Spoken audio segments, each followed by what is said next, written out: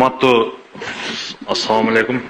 Урматтуу губернатор, бул жактын иши боюнча баласы таксист болуп, Кочкаратада таксовать этип турган убагында бир жаран келип заказ кылган. Заказ кылып, Кыпчакталадагы Панорама деген жерге барган. Ал жерде 5 мүнөт туптур мен кирип чыгам деген, кирип чыгып бир ак пакет көтөрүп чыккан. Көтөрүп чыкканда ошол жерде УКМК кызматкерлери пайлап турган малы болгон экен. Келип эле баса калган ак пакеттин ичинде 5 килограмм наша болгон да. Баласы таксист болуп, ошол убактан бери мойнуна албай, мен таксистмин деп айтып келип атат. Берки жаран болсо, ооба мен буну заказ кылганмын деп айтып келип атат.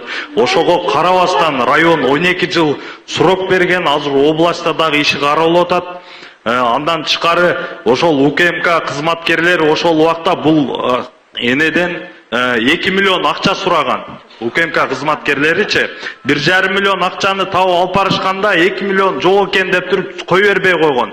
Анан иштерди кошуп туруп, башка иштерди дагы кошуп, иштин баарын чалкай аралаштырып салган. Сыдыков Ислам деген тергөөчү 2024 жылы 27 декабрда болгон иш болуп атат бул.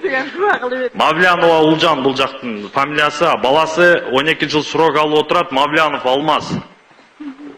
Ушул ишти президент өзү да көзөмөлгө алып карап койсо болот эле, анткенде таксист адамды кантип 12 жыл срок берет, мен точно УКМК кызматкери. Бул кылмыш иши боюнча тергөө мамилдары баары бүтүп сотко тапшырылган. Бүгүнкү күндө соттун кароосунда. Азыр мына сиз учакка чыксаңыз, жана президенттен ошо ырайым сураганга сизге түшүндүрүп берет.